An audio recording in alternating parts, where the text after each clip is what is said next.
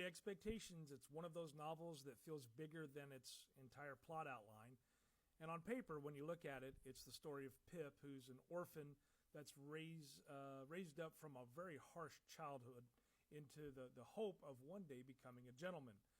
But Charles Dickens turns that coming-of-age kind of story into something that's much bigger, and that is a novel that's all about class and self-invention, shame, loyalty, and then the distance between what people want to become and what they actually are.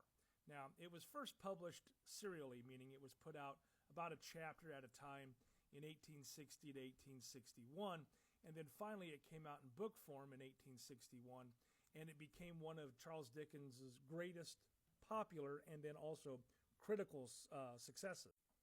Now, one reason why the novel still works so well is that Dickens really gives it a very strong beginning.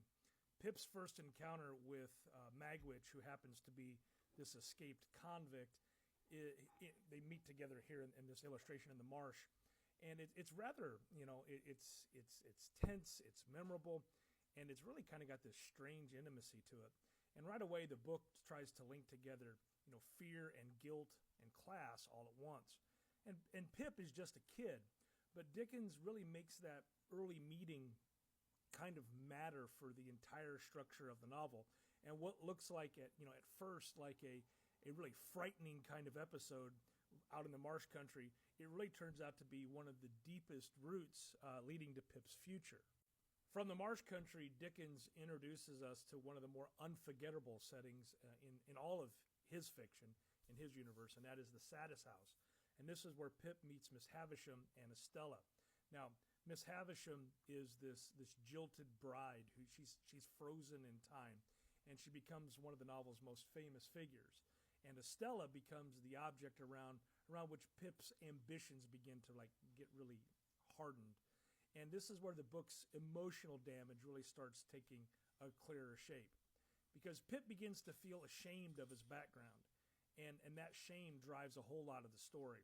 Now, Dickens isn't just telling us that Pip wants more, he's showing how wanting more can actually distort the way a person sees himself.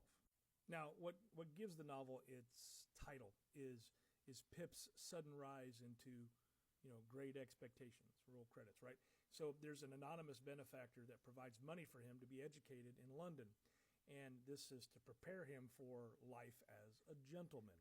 Now, Pip assumes that Miss Havisham is behind it, and that Estella somehow waits at the center of his brand new future, the one that he's creating here. But that misunderstanding matters because Dickens builds the novel around this false premise, and Pip keeps interpreting the world in ways that really kind of build up or flatter his hopes, and then the book keeps exposing the gap between his assumptions and then, reality. Now, the London that's portrayed in Great Expectations is not this great glamorous jewel or reward that Pip should be expecting. Instead, it's a crowded place. It's just morally kind of mixed up, and it's often disappointing. Now, Pip gains polish, right? And he gets social mobility, but he also becomes rather snobbish and ungrateful, and he becomes increasingly detached from the people who actually cared for him, especially Joe Gargery. And that is one of the reasons why the novel still holds together so well, because Dickens doesn't treat social ascent as a clean victory. He actually shows that there's a cost to it and what it costs. And he also shows how easily ambition can actually become a moral failure. Now, the greatest reversal in the novel comes when Pip discovers that, his benefactor was not Miss Havisham at all, but instead it was Magwitch, the convict he met back in the marsh country. And this is one of Dickens's best plot turns, because it matters because it collapses the class fantasy that Pip had been living inside. And the money that had made him a gentleman came not from this decayed aristocratic house, but came from a man he had once feared and looked down upon. And in one stroke, Dickens forces Pip and the reader to rethink value and dignity and gratitude and what gentility actually means. So part of what makes Great Expectations last is that Dickens fills it with memorable characters without, losing control of that main moral arc.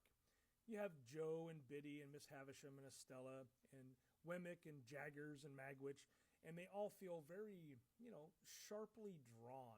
But they also contribute to a deeper question, and that is, what makes a person worthy?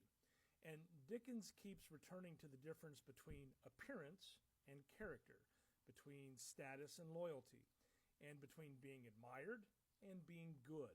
And that moral seriousness is one reason the novel really stays so teachable and why you'll find it still in many classrooms.